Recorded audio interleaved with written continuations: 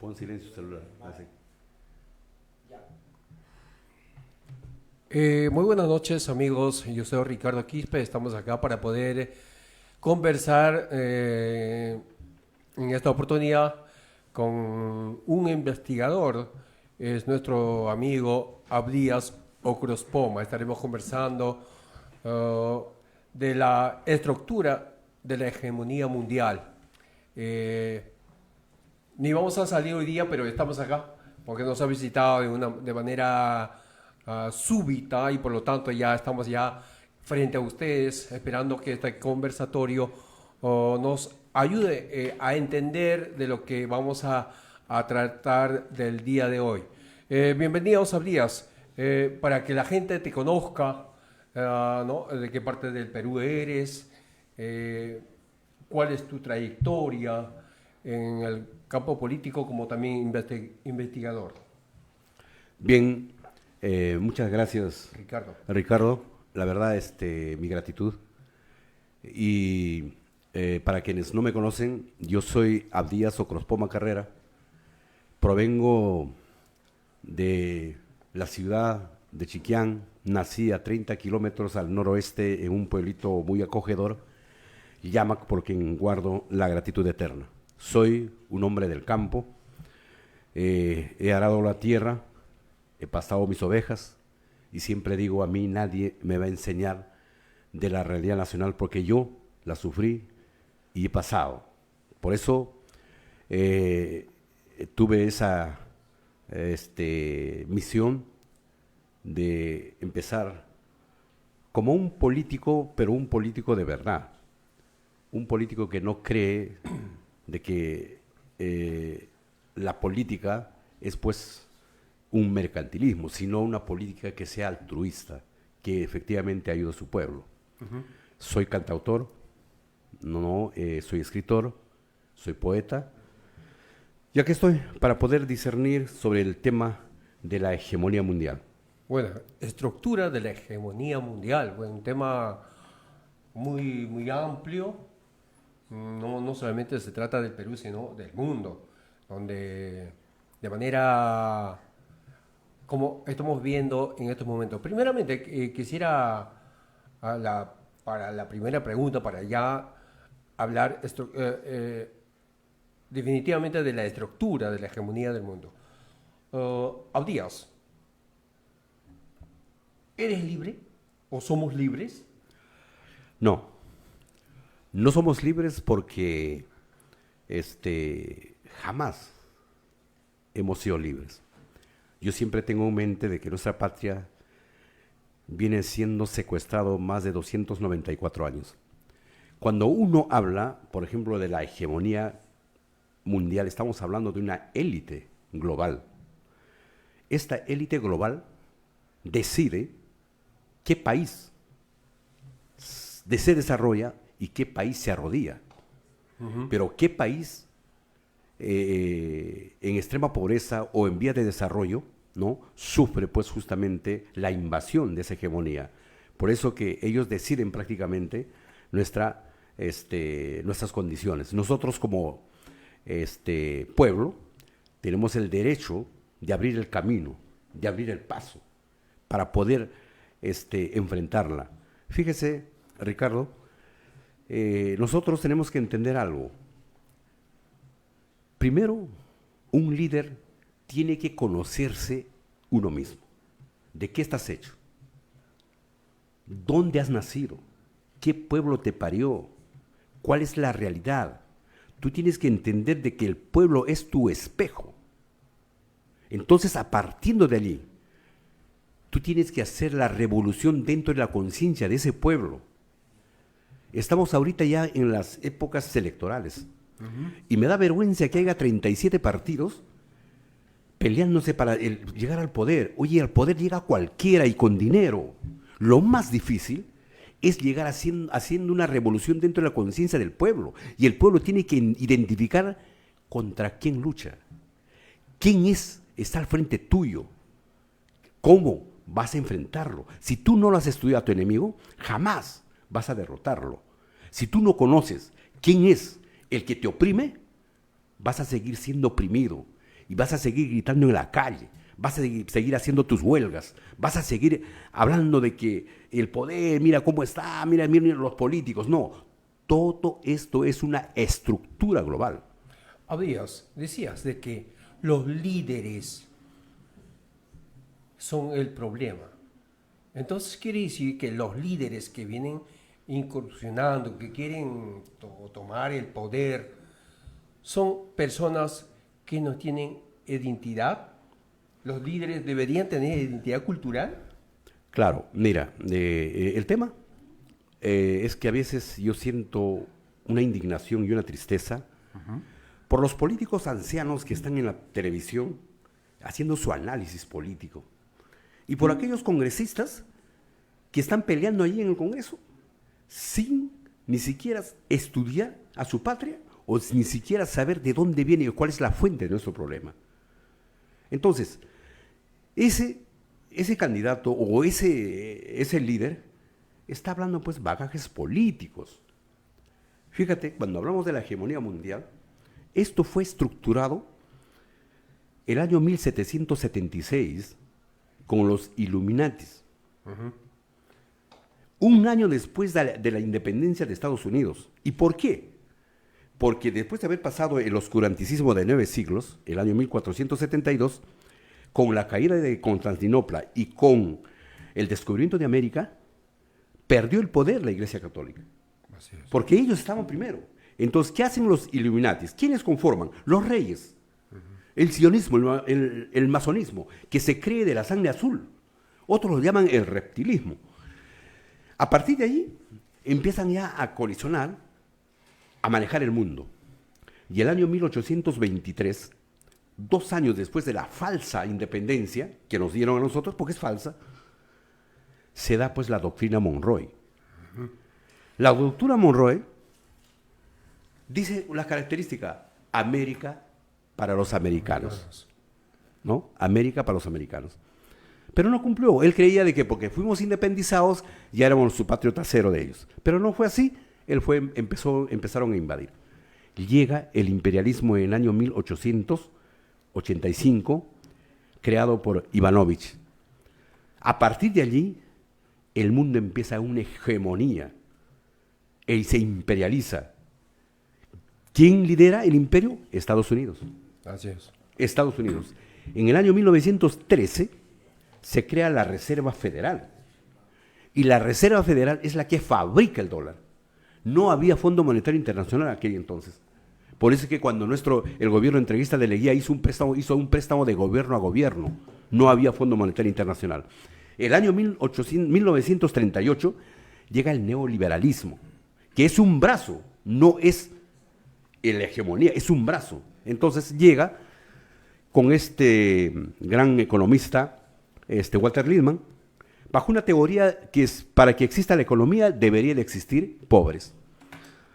Entonces llega pues la Segunda Guerra Mundial. Cuando ya llega la Segunda Guerra Mundial, el mundo se parte en dos. Estamos hablando del capitalismo y el comunismo. Allí, la verdad, yo siempre he dicho y no me canso de decir, de que el capitalismo ganó y al comunismo lo hizo pues prácticamente su hijo bastardo. ¿Por qué? Porque aplicaron el plan Marshall. Sí. Al aplicar el plan Marshall, empezaron a coleccionar todo. Por eso hoy día, en el sistema mundial, tiene pues sus aliados. Ahí está la OTAN, ahí está la ONU, ahí está la OEA, y tienen sus bloques.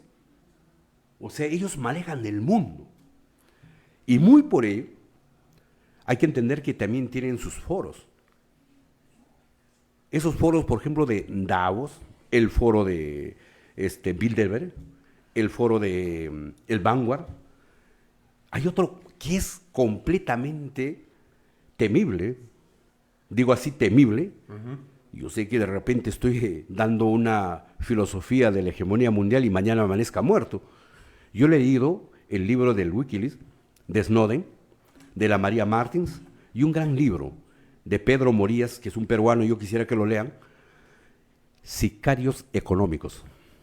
Allí dice bien claro de que el mundo está manejado por 130 millonarios y cada año hacen su reunión en el Club de Bilderberg. Allí diseñan el destino del mundo. Allí crearon el COVID. Ellos crearon la solución y crearon el mal. Entonces, cuando nosotros hablamos de ese tema, es un poco amplio, porque te digo, hablamos de la trilateralidad. ¿Y qué es la trilateralidad? La trilateralidad es, pues, una asociación fundada en la Universidad de Yale, Estados Unidos. ¿Y qué es lo que hace?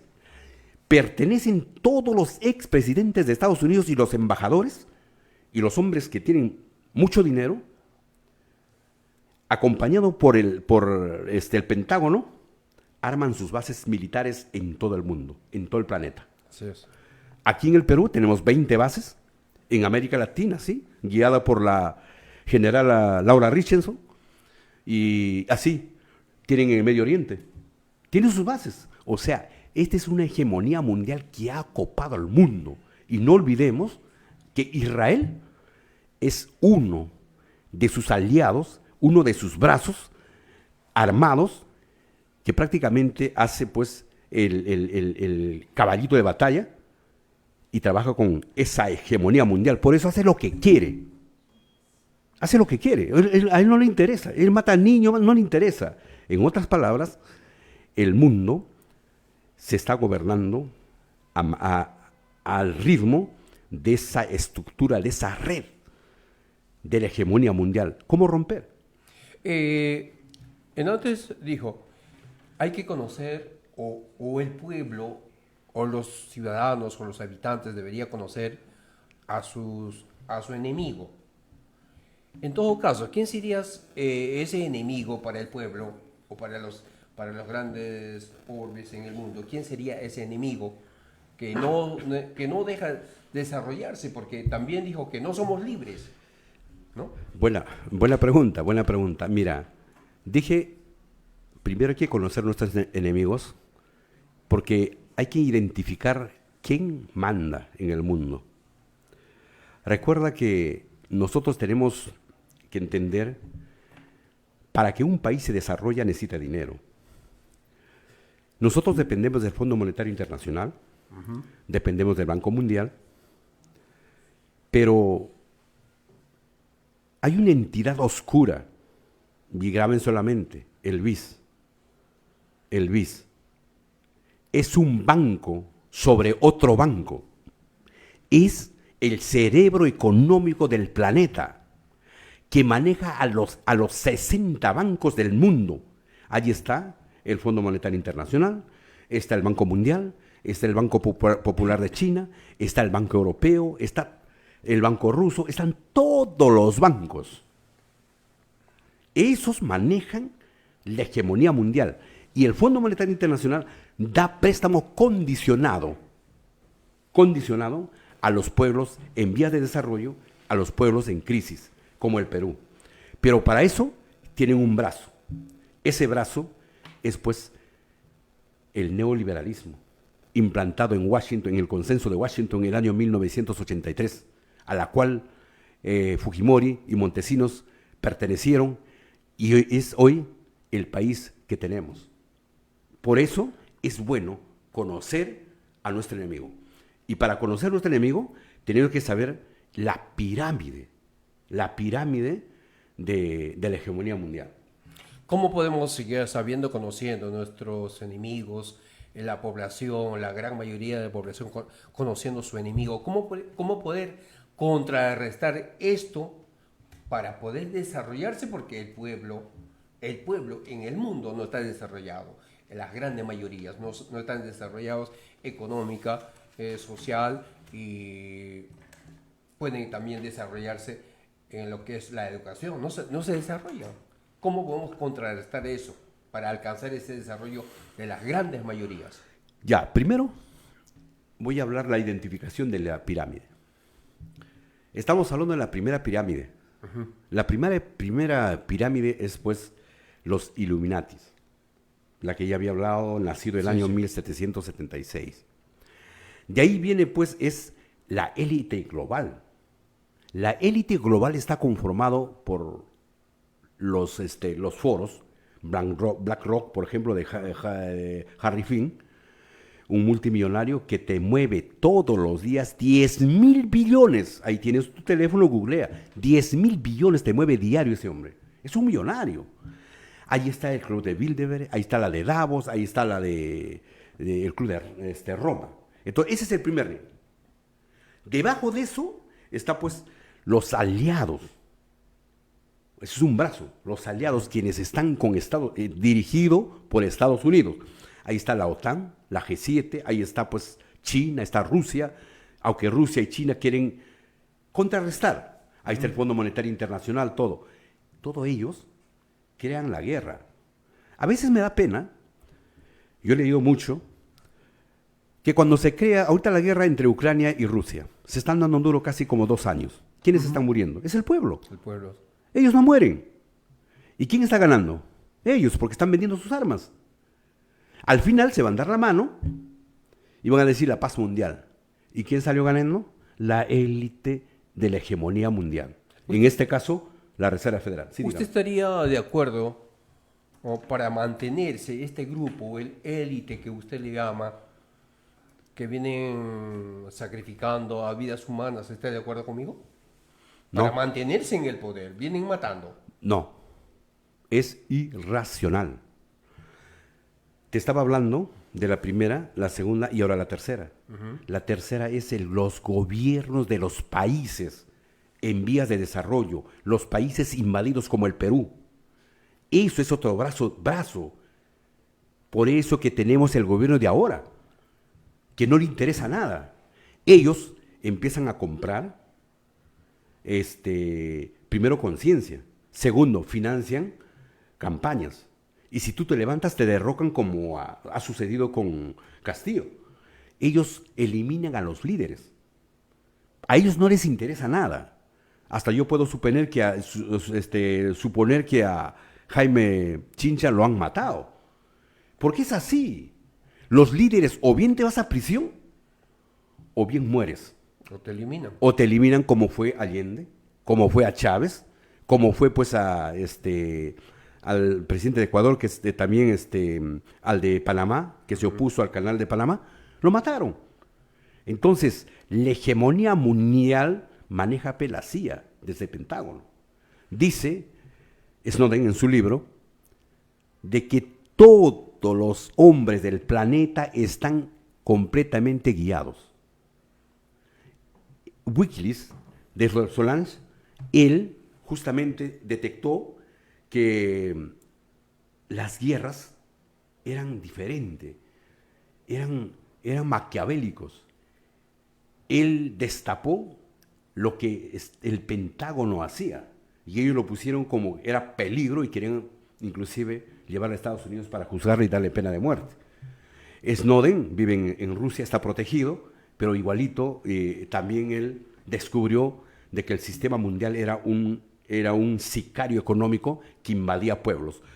Uno de los brazos que se ha implantado acá en el Perú, que debemos de conocer, es la neocolonización. Primero fue el neoliberalismo, de ahí vino la globocolonización. Hoy día, en este 2025, estamos en la neocolonización, la invasión política, social, económica de nuestros pueblos, y lo más importante, nos están quitando la invasión mental. El joven de hoy no piensa en su patria. Dice, no me interesa la política. Eso fue diseñado.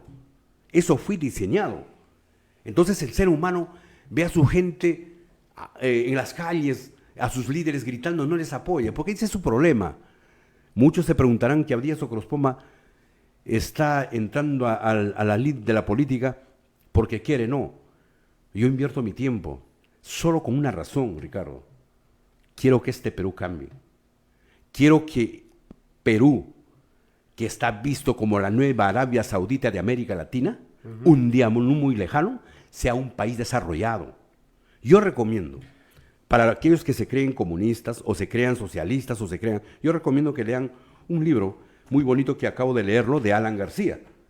Dice, ¿De Alan García? De Alan García, de 282 páginas donde dice Confucio y el globalismo. Ahí van a encontrar por qué China es hoy potencia, después de 40 años. Allí está. Entonces, ¿qué dice, qué opina? Por ejemplo, ya habló de la estructura, de la hegemonía de parte de Norteamérica, de Estados Unidos, encabezado. Y ahora, ¿qué opina del BRICS? Que también sería otra hegemonía que vienen haciendo para poder seguir con el mismo camino como Norteamérica del imperio. No, el BRICS 7, G7, es un bloque. Es un bloque, es un brazo de la hegemonía mundial. No olvidemos de todas las tensiones que existen en el mundo, llámese entre Rusia, Estados Unidos, China, hay unas tensiones, pero esas tensiones son de ellos. Ellos quieren parcelar el mundo y luego se van a dar la mano. Ellos dan la mano, ellos no van a querer la guerra entre ellos. Lo que aquí pasa es que el pueblo tiene que sufrir. Entonces no va a haber tercera guerra mundial. No creo, bajo mi lógica es imposible, porque si hubiera una tercera guerra mundial desaparece el mundo. A ellos no les conviene. Eso no les conviene. No les conviene. Ellos conviene hacer guerra para luego darse la mano y decir la paz mundial y salen allí como el premio Nobel de la paz. Pero después de haber matado millones de seres humanos. Pero Estados Unidos en este momento está en crisis. Y esas guerras arancelarias que se dieron con China, con Norteamérica, ¿eso no cree que usted con eso la globalización se vino abajo? No. ¿O no se vino abajo? No. Aquí el tema es de que Estados Unidos está sufriendo su propia crisis. Y yo creo que lo va a superar. Y no hay que olvidar que los chinos también están haciendo imperio. Y el chino es más peligroso que los norteamericanos. Eso que no quede duda. Los chinos son más peligrosos que el imperio norteamericano. Entonces, vamos a llegar a un lugar, de repente de 10 años, vamos a llegar a de que el mundo se va a manejar solo por los grandes, nada más por ellos. Y ese bloque, ¿por qué crees que la OTAN no se disuelve? ¿Por qué crees que la ONU, que es su brazo de la hegemonía mundial, sus leyes, la Corte de la Haya, no se disuelve? Justamente porque se mantienen. Ellos, es como aquí en el Perú. En el Perú, todo viene digitado de fuera, es una orden que tiene que cumplirse al pie de la letra, y estos títeres ladinos que gobiernan todo el sistema del poder ejecutivo, el legislativo, ellos solo cumplen. Sí, es una orden. Es una orden, cumplen. Entonces, cualquiera que va al Congreso grita y grita y no pasa nada, pero si no, esas leyes cuestan y lo pagan y ahí quedó. ¿Y el pueblo cómo queda? Entonces, ¿qué es lo que queremos? Entonces, el problema no es DINA, no son los congresistas, no son los poderes que existen, no es, sino que es una orden que tienen que cumplir. Tenemos un gran ejemplo. Pedro Castillo se enfrentó al sistema, se enfrentó al grupo de poder, se enfrentó a todo al neoliberalismo. ¿Y qué ha pasado? Lo han derrocado. Antes que asumiera le juraron y lo han sacado. La DINA se dio la mano. Vino la general Richardson, visitó a Palacio, cambió todo. No le interesa. Ella dice, aplícalo y van a morir. Y no les interesa que muera. Por eso te digo, siempre el pueblo es el que paga todas las consecuencias. Cuando yo hablo de la hegemonía mundial, yo te hablo de la última pirámide que sostiene a esa hegemonía mundial. Eres tú, soy yo, es el pueblo, son los obreros, son los hombres del campo, los campesinos, porque somos consumidores. Y nosotros somos prácticamente el sostén de esa hegemonía mundial. Y a ellos les conviene que existamos nosotros. ¿Somos consumidores o ellos quieren que seamos solo consumidores? Solo consumidores. Solo consumidores. Porque con este tratado de libre comercio no podemos pues salir adelante. O sea, nos han cortado la mano. Los dirigentes, los que están al frente de cada país, de toda Latinoamérica, son simplemente títeres de este grupo hegemónico, de esta estructura. Claro, cumplen las órdenes. Mira, en América Latina tenemos Argentina, tenemos Ecuador, tenemos a Chile, Paraguay, ¿no? Y Perú. que vienen a ser su patrio trasero. Hacen lo que quieren con nuestro pueblo. No les interesa. Los otros países son patriotas, pero están sufriendo las consecuencias. A veces me da pena cuando no saben analizar el tema de la hegemonía mundial. Estamos hablando, por ejemplo, de Venezuela. Si bien es cierto, Venezuela tiene sus propios problemas, pero el problema fundamental para que puedan invadir Venezuela es el petróleo. No hay que olvidar que Venezuela es el único que tiene más petróleo en el planeta. Entonces, ¿cuál es el interés? Petróleo. Justamente el petróleo. ¿Y qué ha pasado? Lo han hecho un bloque. Y está sufriendo el pueblo. Y no cabe duda que en estos meses lo pueden matar a Maduro, así como lo mataron a Chávez. Lo mismo sucedió con Chile. Le dieron golpe a Allende sí. Y lo meten a Pinochet, pero Pinochet por primera vez el año 1973 implanta el neoliberalismo. Con la escuela de Chicago Boys, hay que recordar, con von Hayek. Entonces, todo está diseñado. ¿Qué hacer ahora? ¿Qué hacer? Ese es el gran problema. ¿Qué hacer? ¿Qué hace la gran mayoría? Justamente. Por ejemplo, a Venezuela, Norteamérica quiere invadirlo, pero dicen que está atrás de Venezuela, Rusia y China, sus escuadrones militares que están resguardando.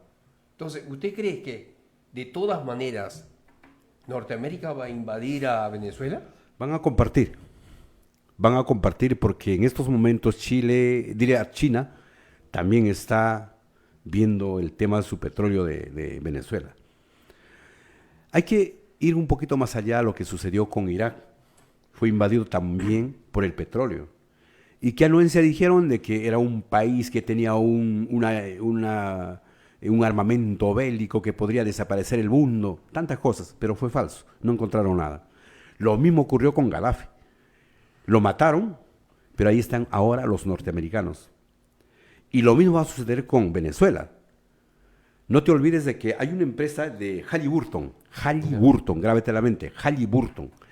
Es una empresa petrolera que justamente saca petróleos de las zonas de guerra. De zonas de guerra, exclusivamente de zonas de guerra. Hoy está ahorita en Kuwait, está en Irak, está en el Medio Oriente. Y va a venir aquí a América Latina. Entonces, todo es un brazo. ¿Qué hacer? Esa es la gran pregunta. ¿Qué bloque hay que hacer ante eso? Mira, ¿Cuál es lo dice ese libro, aunque yo debo de reconocerle a Alan García por ese libro, lo dice bien claro. Los países patriotas y nacionalistas no siempre ganan enfrentando. Tal como dice la teoría de Confucio, la armonía, y la que yo siempre hablo como tahuantinsuyano, la complementariedad, la reciprocidad. Eso se tiene que aplicar. Pero para eso, el pueblo, para que sea consciente, tenemos que abrir el camino. Ese camino a la liberación, ese camino a la superación. ¿Y cuál es esa condición? Señor, tú eres capitalista, tú eres neoliberalista. Perfecto, te acepto. Ven, quiero trabajar contigo, pero pues bajo mis condiciones. Entra a mi casa, pero bajo mis condiciones. Quiero industrializarme. Entonces, la única forma de poder salir nosotros es no peleándonos, pero estudiándola y enfrentándola, abriendo el camino y el paso, industrializando a nuestra patria. Que nuestros jóvenes tengan otro método de profesiones que están a la altura ahorita en el mundo. No tenemos ingeniería bélica, no tenemos ingeniería molecular, no tenemos ingeniería cosmogónica, no tenemos ingeniería energética, la que fabrica los celulares, todo lo que es energía.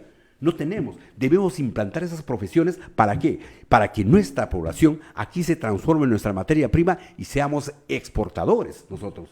Pero en ese caso, diré importadores. Pero en ese caso estamos hablando de la capacitación tecnológica.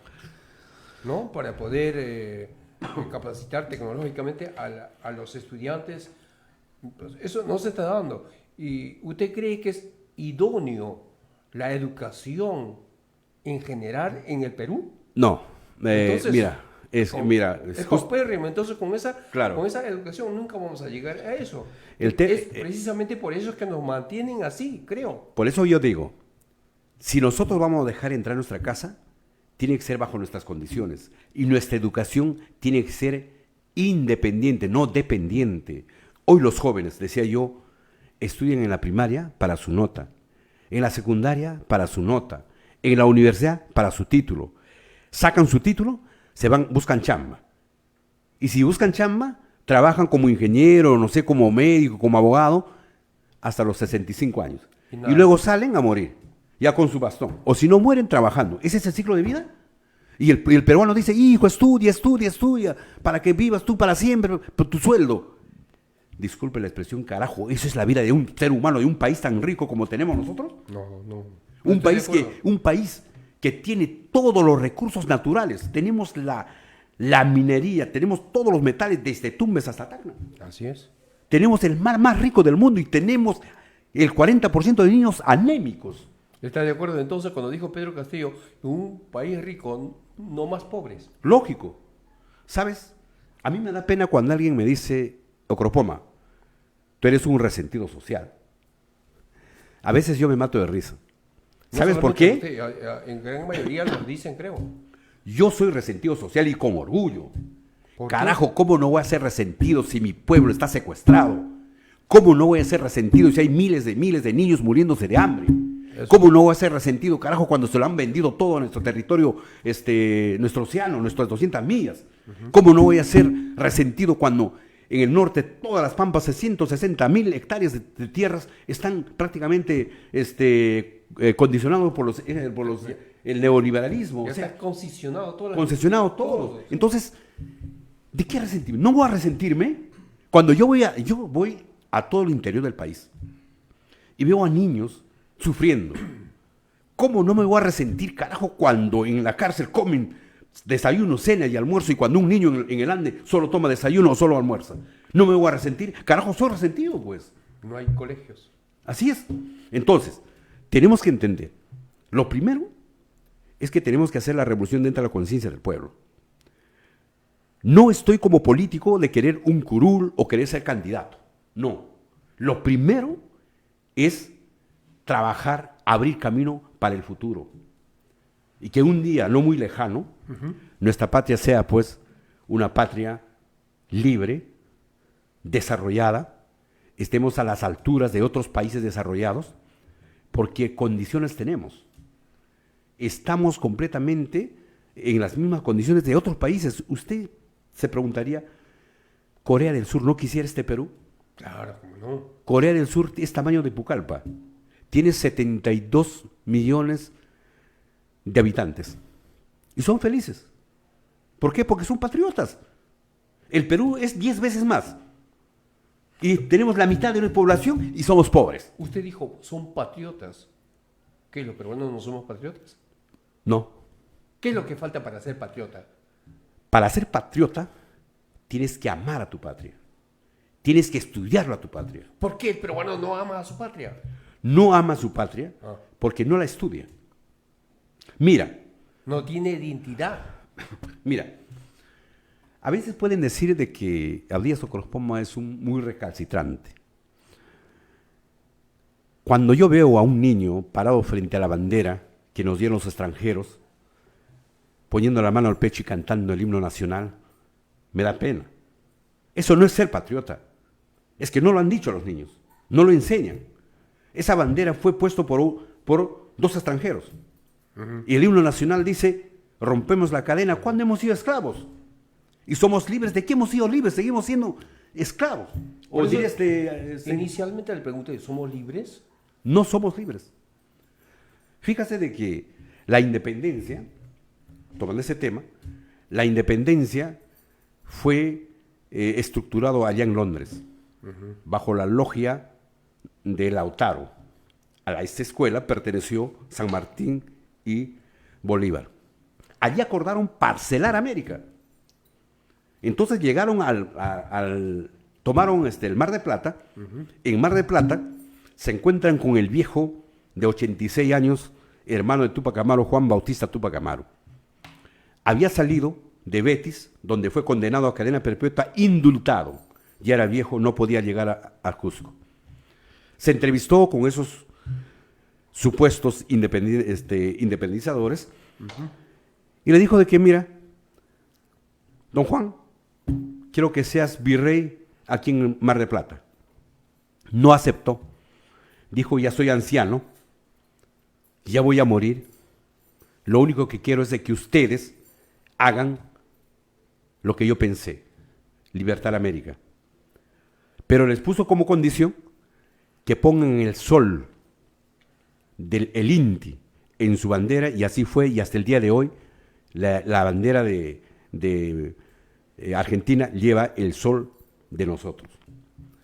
Luego pasaron a Chile, cruzaron el Ande, llegaron al Perú. Aquí en el Perú encontraron pues a los indios de verdad, a los indígenas de verdad.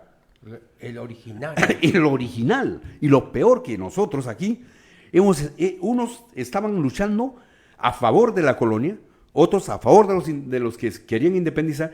Entre hermanos nos hemos matado. Nos han hecho pelear. ¿Y qué hizo San Martín? Todo las iglesias de Lima fueron completamente, saqueados. Sí. Cuando se fueron, nos dejaron una deuda interna y una deuda externa. Esa deuda interna fue la que los burgueses, los hacendados, aquellos hombres adinerados, los gamonales de aquellas épocas, habían prestado dinero a San Martín y a Bolívar. Entonces tenía que devolverlos.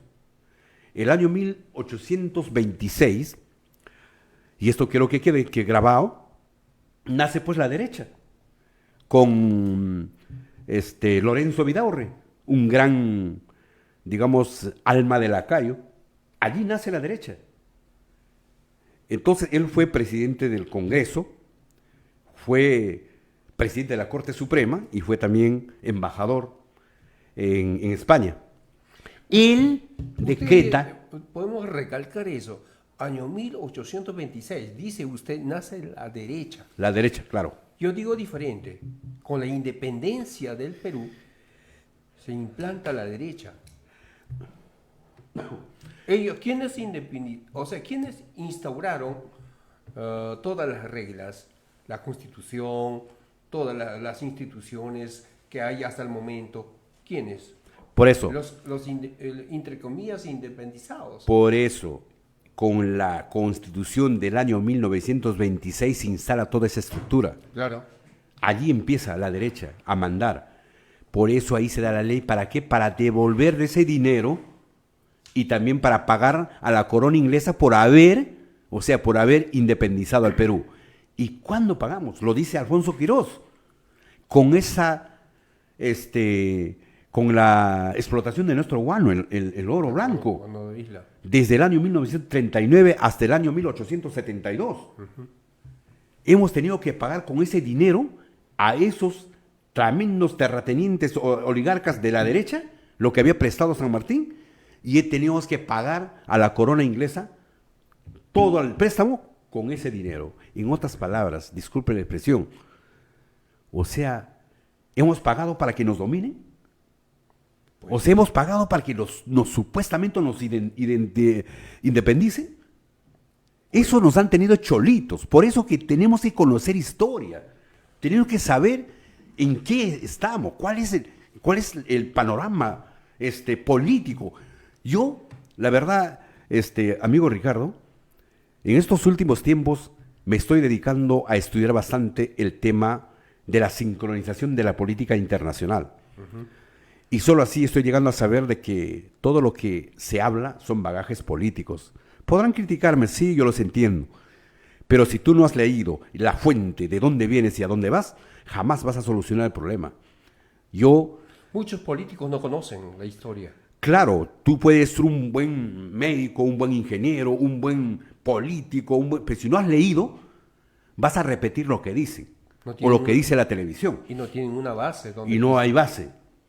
Tenemos que entender de que la sincronización de la política viene desde hace más del año 1776 con el nacimiento del liberalismo de John Locke. Y eso da la oportunidad o inspira para que Estados Unidos se libere el año 1775. Y un año más escribe pues su gran libro, La riqueza de las naciones, Adam Smith, bajo su teoría de la mano invisible. Y si tú pones al liberalismo de Locke y la de Adam Smith, hay una diferencia. Mientras que el liberalismo de John Locke es político, el liberalismo de Adam Smith es económico. Y 4 años más se levanta Tupac Amaru, el año 1789. ¿Y por qué se levanta? Porque vino una ley borbónica de estados de España. Es que no saben. Luego, recién de ahí 9 años, viene pues la Revolución Francesa. Claro. Y la Revolución Francesa no fue pues por los proletarios, como dice, fue por los burgueses. Fue la revolución industrial. Porque ya se iniciaba la primera revolución industrial. Claro. Y 18 años más tarde nace Karl Marx, el padre del comunismo, que publica su libro el año 1848, ese gran manifiesto comunista. Así es. Entonces, eso es el tema. O sea, debemos estudiar toda la sincronización. Bueno, yo lo he leído casi todos los libros clásicos de Occidente, como es el de Marx, Lenin, Engels, inclusive de Trotsky y también de Hegel. ¿No? Entonces, allí he visto una gran diferencia. ¿Lo lee porque encuentra coincidencias para poder desarrollar al pueblo y las grandes mayorías? No, lo leo por cultura porque debo de saber cuál es la política que debemos emprender. Yo siempre he dicho, a veces se molestan cuando yo les digo de que el comunismo, si bien es cierto, está estructurado filosóficamente bien, en algunos datos yo le doy la razón a Marx, pero la que no estoy de acuerdo es de que va contra la vida, o sea, no respeta la vida, ¿no? ¿En qué aspecto? Porque dice filosóficamente es una guía para poder desarrollar a la gran mayoría. ¿En qué aspecto usted no está de acuerdo con? A ver, 386 años antes de Jesucristo, el viejo Aristóteles empezó a filosofar, a pensar. Pasaron 2235 años hasta Marx, se pasaron filosofando. Por eso que en su conclusión dice Marx, la filosofía estudia el mundo pero no la transforma. Él llega a esa conclusión y eso es cierto. Tú puedes pasar pensándote mientras tú no tomas acciones, no vas a poder. Entonces, ¿qué es lo que pasó? Se anacronizaron. Y cuando yo te digo se anacronizaron y sí pusieron pues un desorden mental. Llegaron a los gobiernos, fíjese Rusia, llega el año 1919, al 1924, Lenin mata 5 millones de seres humanos. Entonces no hay respeto a la vida. Stalin toma el mando hasta el año 1953, mata 50 millones de seres humanos. En los campos de concentración, donde la llamada gula. Pero para que siga desarrollando. Pero también la iglesia mató. Claro, por eso que la iglesia pues pasó 9 siglos en el oscuranticismo. La iglesia pues quemaba. Es que ellos se creían dioses. Sometían. Ellos decían que si no crees en Dios, pues no vivías. O sea, no era pues, justamente por eso le llaman a esa etapa el oscuranticismo. Y es más, han sometido hasta el momento y a través de sumisión, todas sus doctrinas la han obligado a que piensen de esa forma. Es que se han acostumbrado a hacer política con sangre. Y eso está mal. Si yo hablo desde el punto del Tahuantinsuyo, aquí en el Tahuantinsuyo no es imperio, es una confederación, se respetaba bastante la vida. O sea, lo primero era el respeto irrestricto a la vida. Tú matabas, morías, simplemente. No tenías signo de vida. Y habían 3 leyes, ustedes saben. Y con esas 3 leyes gobernaban. Pero todo esto, las leyes que tenemos ahora, han sido completamente extranjerizadas, han venido al occidente, la ley romana, y se ha vuelto una maraña. Hoy, ser buen abogado es estar amarrado con el juez. Ser buen abogado es estar bien con el fiscal. Porque es plata. O sea, todo es plata, se ha corrompido. O sea, a las finales, ¿qué justicia hay? No hay. Por eso que a veces los ladrones que matan, siguen matando. Pues. A ver, en el incanato no había eso. El incanato, ipso facto, te veían, comprobado, muerte. Y eso si se aplica acá, yo creo que no existiera ni delincuencia. Y para que no exista la delincuencia, pues caramba, tenemos que estudiarla y hay que ver el por qué. Como dicen, a veces por robar un celular están en el penal. Y como no tienen plata, están enfrentando juicio y juicio. Pero aquel que roba miles de celulares está fuera. Y nadie dice nada. Entonces, ¿cómo lo llama eso? Por eso pues le digo, ese es un anacronismo legal. Yo no estoy de acuerdo, yo he estudiado Derecho, y cuando yo la estudié descubrí algo, de que la ley se teje, y ganas cuando hay dinero. En cambio, yo lo interpreto de una manera diferente. Usted antes dijo de que aquel que roba celulares se va de frente adentro. Si que te lo agarran. Claro. Ahora, pero aquel que yo roba millones y millones y millones y millones, están gozando en libertad, tienen buena vida, ¿no? Y están libres. Y encima son autoridades. Claro. ¿Ya? Entonces, lo interpreto de esta manera. Lo que pasa es que ellos han hecho todas esas reglas en contra de las grandes mayorías, pero a favor de ellos. Eso es el gran problema. Claro. Entonces, ellos hicieron su carta magna, ellos hicieron sus reglas, sus instituciones, entonces todo eso sirve, se sirven para a ellos, no para el pueblo. Ese es el gran problema. Entonces, ¿cómo podemos revertir eso? Que las leyes sirvan al pueblo. Mira. Que la justicia haya para el pueblo. En antes llegó a en esta conversación llegó a eso, yo he estudiado Derecho, a la justicia. ¿Hay justicia en el Perú? ¿O ha habido justicia en el Perú? No Para lo hay. mí no. No lo hay. Mira, todo está diseñado en esta maldita constitución del 93. Esa constitución que nunca nos ha representado al pueblo. Antes que desarrolle eso, la constitución, la carta magna que tenemos en el Perú, 79, 93, antes, ¿ha sido hecho en el Perú? ¿Es una copia de algún país? A ver, hasta el año 1873 hubo como 6 a 7 constituciones que hicieron los oligarcas. Usted sabe de que antes no votaba el pueblo. Claro. Entonces, esas constituciones, por ejemplo, cuando me hablan de la constitución del 1956, si no recuerdo, o 46, donde Ramón Castilla da libertad a los esclavos, ¿no? Y dice, aplausos, mira que Ramón Castilla dio pues la libertad a los esclavos, pero eso fue falso, pues. Claro. Falso de toda falsedad. ¿Por qué? Cuando ya vino la segunda revolución industrial, toda la agricultura se transformó, ya había maquinarias, había tractores, ya no lo necesitaban a los pobres esclavos. El esclavo hacía más gasto, tenía que tener cena, comida, de almuerzo y cena y desayuno, y tenían que ser bien alimentados para trabajar. Como ya la máquina reemplazó, dijo una ley, libertemos. Pero no fue libertad, sino que ¿qué hicieron? cada empresario, cada gamonal, cada agricultor, por liberar un esclavo, cobraba. Y el Estado se encargaba de pagarlo.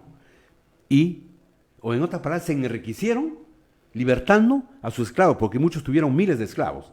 Entonces, hubo muchos esclavos, y hay unas películas, que no querían ser liberados, querían seguir viviendo allí. Porque ellos decían, si salgo, ¿a dónde voy?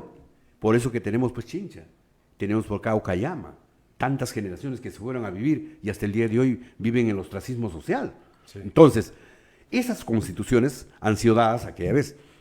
En el año 1933, cuando lo hizo Sánchez Cerro, fue diferente. Fue la élite en Lima. Y votaban en las zonas, yo provengo de una provincia, te dije, en mi provincia, por ejemplo, solo votaban pues los hombres que tenían relaciones con el gobierno central. Uh-huh.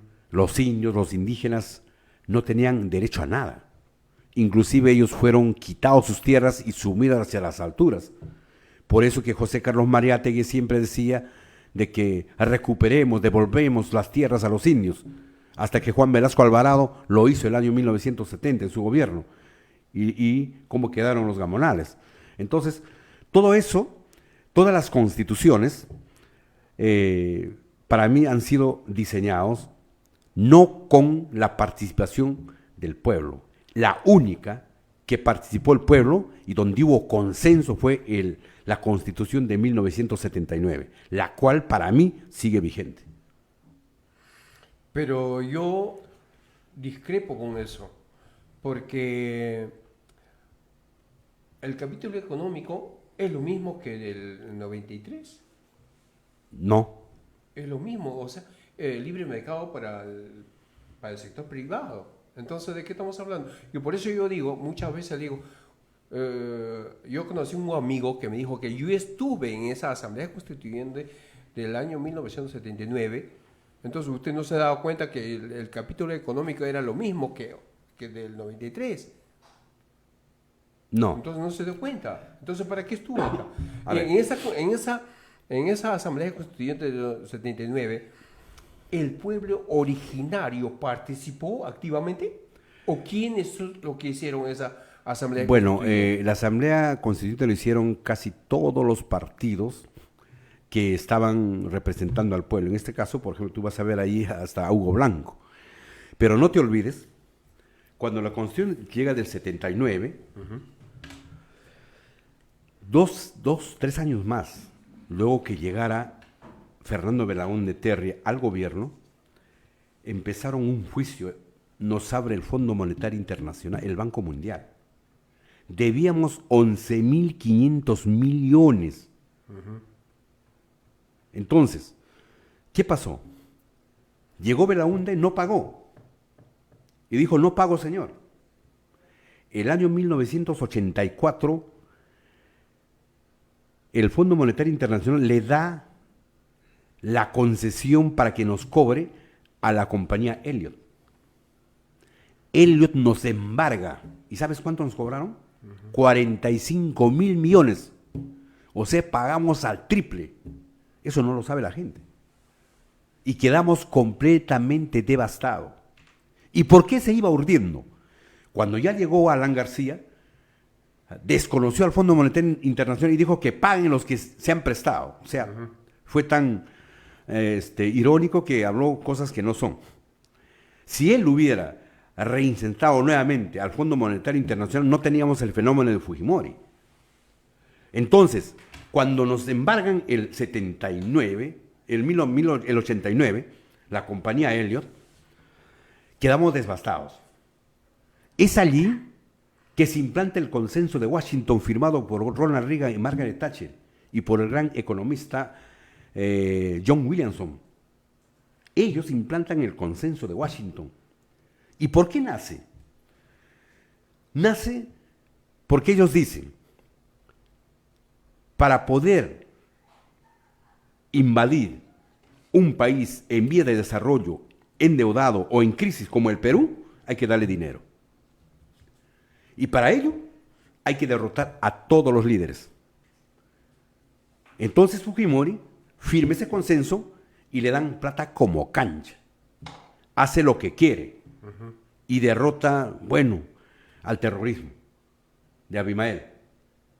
Pero la condición que la gente no sabe es que primero le dijo, mira, esta es la Carta Magna, toma el poder, implante esta carta y te damos todo lo que tú quieres. Eso hizo el neoliberalismo guiado con el consenso de Washington. Por eso tenemos el país que tenemos, completamente abandonado, secuestrado. No podemos hacer nada. Esa ley del 93 está hecha una ley sobre otra ley. Tú no puedes hacer nada. Por eso tenemos que derrocarlo esa ley. En el artículo 253, inciso 56, dice bien claro, es intangible, tú no puedes tocarlo. Sí. Entonces, pues, ¿a qué vamos? El Perú, el pueblo tiene que saber eso. No podemos estigmatizarnos, insultarnos entre nosotros. No podemos pelearnos de izquierda y derecha. Me da pena que 37 partidos estén peleando ahora para candidatura. 37 es un fenómeno. No saben que están manejados por la hegemonía mundial. Y te acordarás que no van a pasar ni la valla.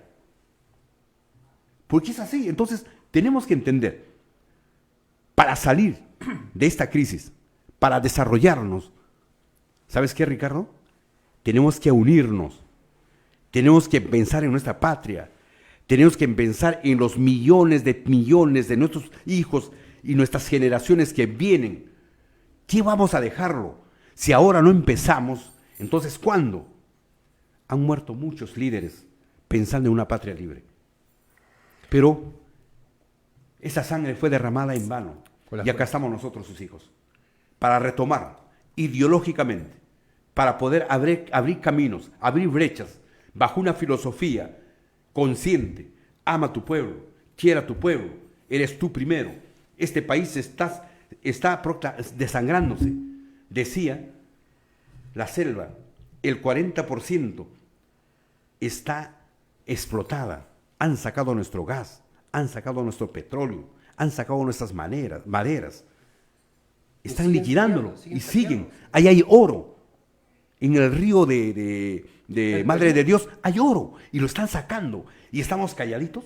Nuestro uranio, nuestro litio, lo están sacando de Junín, lo están sacando de Ayaví, Sicuani, todo. Entonces, ¿qué esperamos? El Perú es un almacén donde el Perú es la nueva Arabia Saudita, dije, de América. Tenemos todo, absolutamente todo. Es irracional pensar que en el sur, en el norte, en el proyecto Chavimochic, 160.000 hectáreas han sido concesionadas a las concesiones internacionales. Y esos 160.000 lo hemos construido su canal de irrigación de 250 kilómetros, lo hemos hecho su reserva y le hemos dado dinero para que siembre. Y el que cultiva somos nosotros, el pueblo, por un sueldo mínimo. ¿Y el que vende? Son ellos. Todo exportable. Abdías. Bien, hermano. Bien, Ricardo, sí. Para terminar este conversatorio, realmente para analizar, ¿no? Ha tocado temas muy importantes. Esto es la hegemonía, ¿no? No solo en el Perú, sino en el mundo. Y sabemos ya, hoy día sabemos, algunas personas que tienen la oportunidad de vernos en este momento, que se den cuenta de que quién es el que manda acá. Claro. No son los que están al frente, los congresistas, no es Dina Bueno, ¿no? Bueno, Dina ahí está, Cecina. ellos no son, ¿no? Que viene, es un pacto esto. Claro. Para terminar, están en el poder, usted puede llamar como una organización criminal que domina al mundo. Más que llamarlo, yo diría que son sicarios económicos. Sicarios económicos. Esa es la palabra contundente. Y yo desde aquí les digo, pues, de que lean los libros que tratan ese tema, como dije, el del libro del Wikileaks, el de Snowden, o leen la de María Martins, una española, una gran analista periodista, que tiene un buen libro, El Club de Bilderberg, O también pues a un peruano que es Pedro Murillas, ¿no? Que lo pone en la economía como sicarios económicos. Entonces ahí vamos a entender cómo viene. Y también desde aquí que lean pues el libro de Alfonso Quirós, ¿no? La corrupción en el Perú. Es un hermoso libro que está bien sustentado. Abdías, para terminar el programa, un mensaje, ya que la población no se acerca a la política, es importante, ¿verdad? Claro, Para claro. poder estar esclarecido. Entonces, un mensaje mayormente a la juventud que no quiere saber nada de la política. Bien, mi mensaje es de que, jóvenes, si aman a su patria, y si amas a tu patria, amas a tu generación y quieres un Perú desarrollado de aquí 20, 30 años, estúdiala, estúdiala. Solo así serás libre, porque si no, vamos a seguir en lo mismo y pasarán 1000 años. Y un día nuestra generación dirá, ¿qué hicieron nuestros padres? Bien amigos, eso ha sido todo por hoy, esperando que lo puedan también compartir estos conversatorios. Obviamente estaremos conversando así con otros invitados desde acá, desde el canal de Rimagiacta para cada uno de ustedes. Cuídense mucho, hasta una nueva programa. Muchas gracias.